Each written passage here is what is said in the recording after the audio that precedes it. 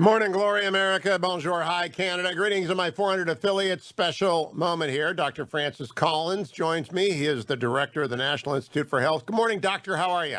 I'm just fine, Hugh. How are you doing this morning? I am great. It is such an honor to talk to you. I'm really glad you joined me. I'm one of your big admirers. Although I am a Presbyterian Roman Catholic, I've never attended your Presbyterian church inside the Beltway, but I will someday. My wife drags me to another one every other week or so, but I'm a Roman Catholic. But I admire your writings and your faith, and thank you for joining me this morning. Well, that's very kind of you. Yeah, you're welcome anytime to come and check out the other Presbyterian churches in the neighborhood. They're all pretty amazing places, populated by incredibly dedicated people.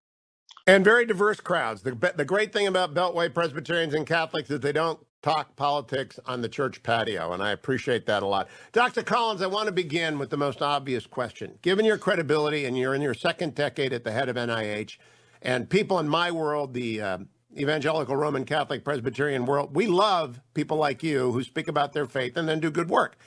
Why was the Johnson & Johnson vaccine paused, and was it a mistake? I know there's a lot of discussion about this. I'm right in the middle of those kinds of discussions, although it is the call of the FDA, and I don't want to undercut their authority. I think they did the right thing, Hugh. I mean, there was this growing concern about a very rare kind of clotting disorder that affected a few people, and they needed to be sure we had a complete handle on exactly how frequent was this and how severe was it. And so to pause for 10 days and get all of that data together and then bring the experts to look at benefits and risks, I think was exactly the right thing to do. I know it created an opportunity for more people to be skeptical about the vaccines, but you could look at it the other way, that this means our system works, that even something that happens only 1 in a million people is enough for us to detect it, to study it carefully, and then to be able to say, this is still a vaccine that is good for people. Now, Dr. Collins, your expertises are so many more and deeper than mine, but the one thing I know is communication and amplification of messaging. I've been doing this for 30 years. And there are 6 million people listening right now on 400 affiliates. I know how to message. I thought the messaging around that decision may have been the worst governmental messaging I have seen because it led to a precipitous drop in vaccination rate.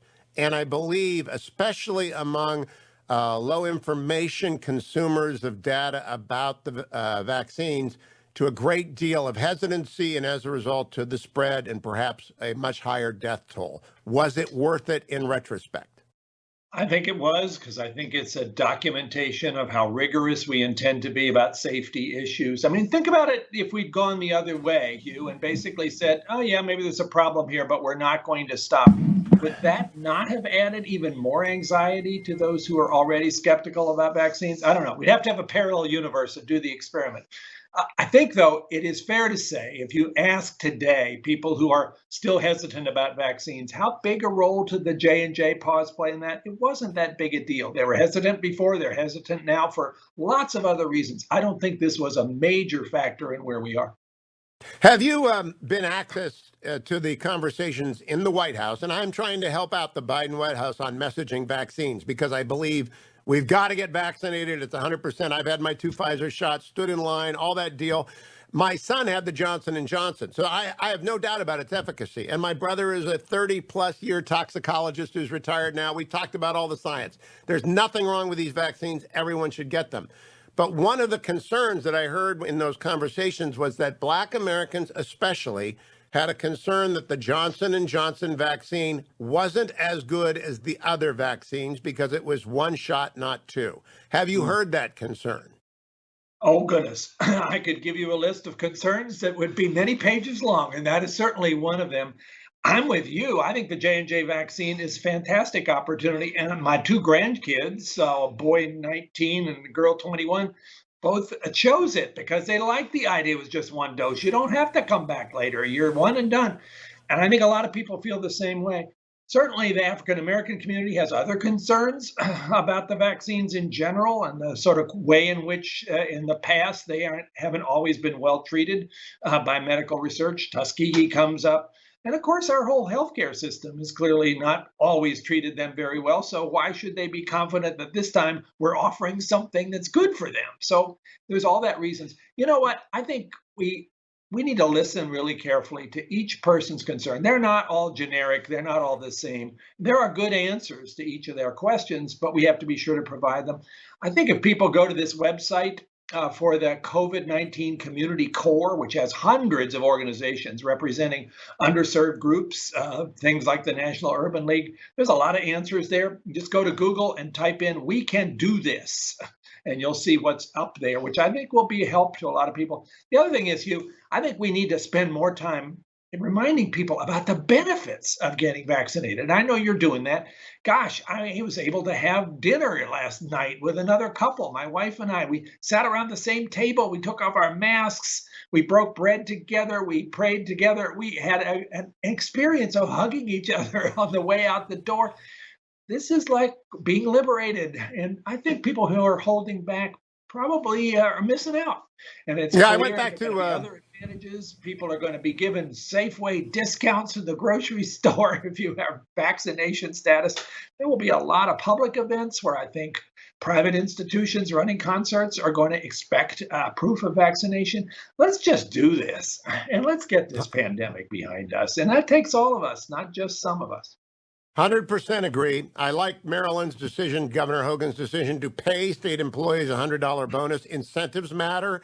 A shot and a beer programs are funny and they work. I'm all for it. And I want my Browns and their Super Bowl run to have full stadiums during that. So couldn't agree with you more. But let's talk about credibility, Doctor. Who made the decision on the pause? Because you're never going to persuade me on this, given my sets of skills on messaging and your set of skills on science. We're not going to agree. But who made the decision? Transparency matters a lot. Did the Biden White House make it? Did the CDC make it? Did the FDA make it? On which decision are you talking about? To pause the J&J vaccine. The pause. That was the FDA's decision, and that's their appropriate responsibility. They have the experience, the authority. They looked at this long and hard. They did some consulting with other folks, but you don't really want politics to get into that space. So I think the FDA appropriately took the lead. I think Janet Woodcock, who's the acting commissioner, and Peter Marks, who oversees the vaccine effort, are superb scientists who've been through a lot of very challenging issues before, and they were the right people with the help of their staff to make the decision, and I totally support them. Now, Dr. Fauci's been a guest a couple of times on the show. I'm a huge admirer of his, and I defend him against his conservative critics because I happen to believe everybody of both parties and of all points of view have actually tried to do their best in this. Some mistakes have been made, but everyone has tried to do their best. And no governor, R or D, no state, blue or red, is trying to get people killed. Mistakes are made, and bureaucrats make mistakes, but we got to be very forgiving because it's a very difficult disease. Am I right about that? Do you share my point of view? You are so right about that. And it breaks my heart when we have people dying, how many? 570,000 people in this country alone. And somehow we're fighting about things like who made which decision with which information as if it was a political football. That just is so tragic for our country. If we could please take a public health stance about this that looks at the evidence and sets politics aside, we'd be further along. I'm afraid we haven't done very well on that. One of the reasons, Doctor, is because of a lack of credibility and transparency and communication consistency from the front of the room. And this happened under the Trump administration. You know my good friend Robert C. O'Brien. I've talked to him a great deal at length about the process inside the White House. You know Pottinger. You know the president who I've talked to about this. It was not the finest hour of Republicans or Democrats. But one of the things I talked about with Dr. Fauci last year, and he kind of punted on it, he didn't want to talk about it. It's now in this book. And I don't know if you know Niall Ferguson, one of the world's great historians, has a new book out, Doom, The Politics of Catastrophe. And I'm reading it this week. I'll talk to him next week. On page 311, he writes this: the bigger failure was the CDC centralization and general hampering of testing. It not only declined to use the WHO testing kits, but also impeded other institutions in the United States from doing their own tests and then distributed a test that did not work. Do you agree with that critique? Well, it was a very, very rough start to testing, that's sure. I think everybody will agree. That was an unfortunate chapter as we were trying to get geared up to deal with COVID-19. That got ultimately fixed, but we lost a couple of months there where we would have had a much better opportunity to see where the disease was before it became so widespread. So, yeah, I think it's fair to say there was an unfortunate chapter in our long and painful 16 months of COVID-19. Notice things have gotten a heck of a lot better in that space now, and I will take a little credit here that NIH jumped in with some additional funds from the Congress to develop new technologies. Heck, we're doing home testing now where people can find out when they get up in the morning whether they want to go to work or not, whether they might have this virus. That kind of technology didn't exist, and now it does because of a big push to try to make up for what had been a rough start. Now we're coming up to a dangerous intersection, Doctor, and I don't try and ambush anyone, but it's important that your answer on this be right. Why did the testing breakdown occur? And the reason I say this is critical is it goes to credibility of the institutions involved, that they be open and transparent. As, for example, any church in which you and I are a member, and you've probably been an elder like I have, whenever you make a mistake, you've just got to lay it out there. Hang a lantern on your problem is what Chris Matthews happened. CDC made a mistake. Why did it happen? How did it happen? And how much did it cost us at the beginning? You know, others have tried to dig into that. Maybe Niall Ferguson's book goes into why this got so off the track and it wasn't fixed for weeks at a time. I don't have any inside information about that. I think CDC was feeling like this is our job. We are supposed to be good at this. Okay, we've had a glitch, but we can fix it quickly. And it just kind of spiraled into a place where so much time was lost. I don't have any personal inside information to tell you exactly what went wrong, but certainly we all have to look at this and say that was an unfortunate chapter. All right, now I want to go back to the present, because to me, the greatest concern, and I try and get smart, and I talk to my toxicologist brother, and I read everything that I can, and I talk to you and Dr. Fauci. My greatest concern as a communicator layman who has grandchildren is the risk of a vaccine evading variant emerging, and not merely evading, but morbidly so, one that can kill people. What is that risk? Is it 1% in your view or 100% in your view? I wish my crystal ball had percentage labels on it, but it doesn't. I think right now, Hugh, we are in pretty good shape. There was a spate of papers published yesterday in the real world, a big study from Israel, a big study from Qatar, looking to see how did the Pfizer messenger RNA vaccine perform in that setting. And it was very reassuring. Israel is overwhelmed with this B117 variant, which is now about 60% of the isolates in the US. This is the one that swept across the UK and then pretty much went to the rest of the world. And in fact, in that real world, 95% efficacy of the Pfizer vaccine against that variant. That should be very reassuring. Qatar has both that one and the South African variant, the B1351. And in terms of severe disease, hospitalization, and death, over 90% protection against that one, which was the one we were even more worried about. So at the moment, I think we're pretty good. But the question is, what's lurking out there? The one I'm watching now, and I wish we had more data, and maybe we will another week, is the B1617, which is in India, causing incredible death and destruction. And we don't yet know exactly how well our vaccines will work against that. The evidence we have is encouraging, but I want to see more. Now, Doctor, you will recall, I hope, Don Rumsfeld's famous, there are known unknowns and there are unknown unknowns. I'm very worried about the unknown unknowns, because I read The Great Influenza when George W. Bush used to carry it underneath his arm, and it scares the hell out of me. People don't know how bad it can get. Are you still losing sleep over second-order consequences about which very few people are focused right now?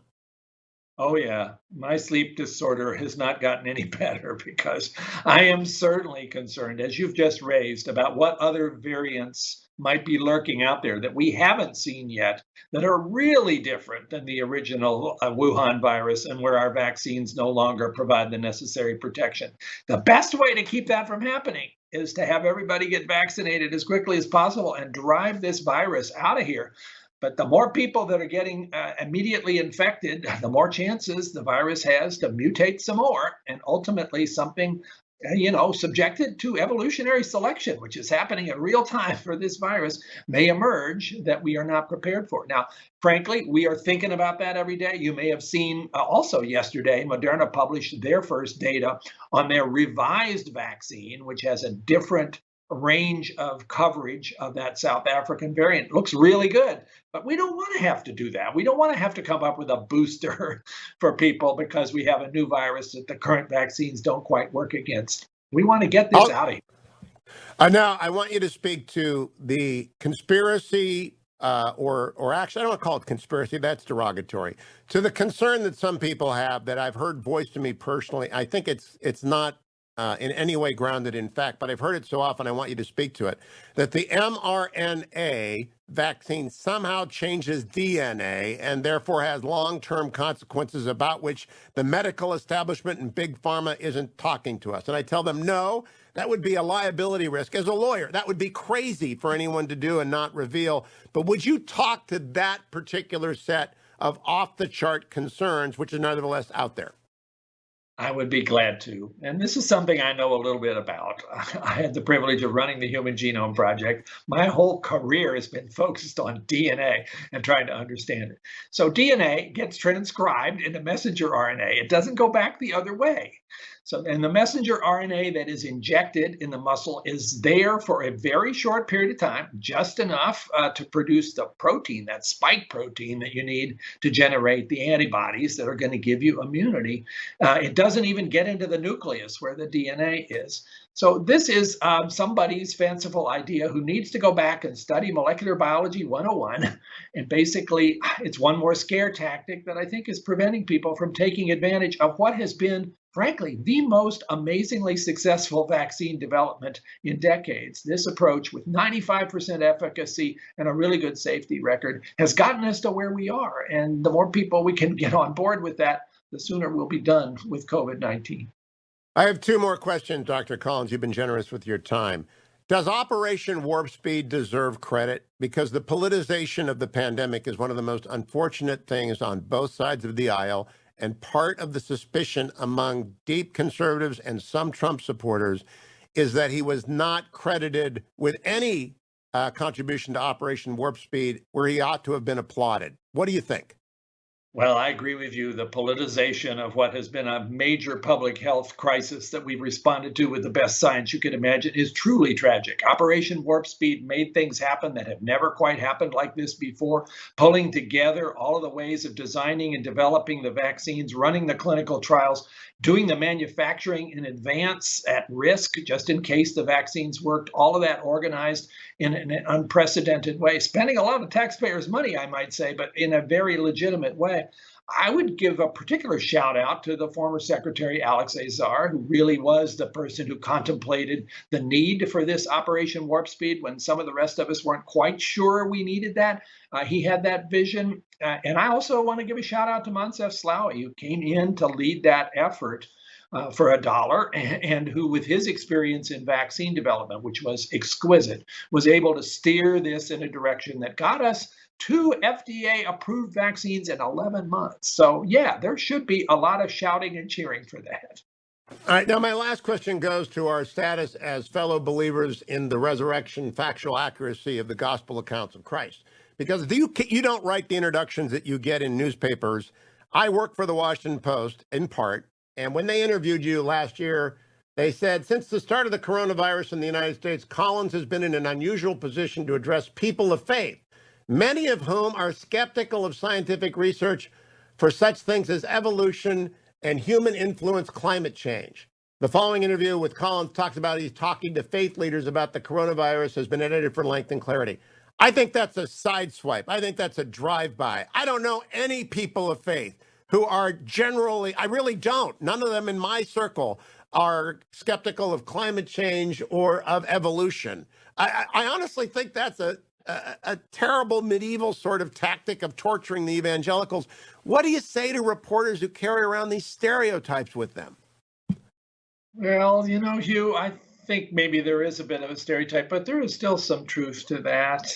If you sort of ask evangelicals across multiple different denominations, maybe not the Presbyterians, but talk to the Southern Baptists, what's their view about evolution? There's still a strong sense out there that that's an atheist conspiracy to try to undercut the story of creation in Genesis 1 and 2. I don't see it that way at all. I see you can completely put those things together as part of God's plan. But, go to the website for answers in Genesis and you'll see. Oh, well, no, no, no, no. Don't do that, America. Don't do that. No, no, don't do that. Well, I'm well, just you saying, just didn't. it's still alive, Hugh. And if people really want to see how all these things can fit together, go to a different website called BioLogos, BIOLOGOS, and you'll see some wonderfully thoughtful people coming up with interesting insights into how science and Christian faith are actually wonderfully complementary. So, yeah, And that's the Roman Catholic point of view. And Dr. Albert Mohler, who runs Southern Baptist Theological Seminary, and I talk all the time about how the church has to be understood correctly to advance both science and faith.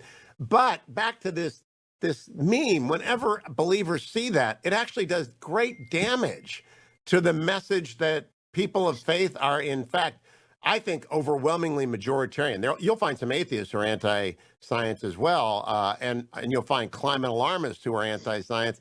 Can't we just approach the issue at hand without attributing to people? This is the great error, attributing to people points of view that you don't know that they hold. Not you, but I mean generally the media. Well, no, I totally agree with you there. And this is a sin that we're all creating all too often these days. We do a lot of imputing of attitudes to people that we don't know yet. And that really is not helping with our overall problem of such dissension across communities in this country, which is heartbreaking to see. And certainly people of faith ought to be in there being peacemakers and not adding further to the dissension. I'm not sure that's necessarily the case either when you see how faith and politics have gotten so completely tangled up in ways that have done really not very good things to either. Well, Dr. Collins, thank you for your time. Everyone who's listening is praying for you, at least those of us who are co-religionists or people of faith. And I appreciate your joining me for this extended conversation, your transparency, your honesty, and your hard work. Thank you, Doctor. Thanks, Hugh. It's nice to be with you. Call me back anytime. I will. I'll see you on a church patio down the road. All right. Very good.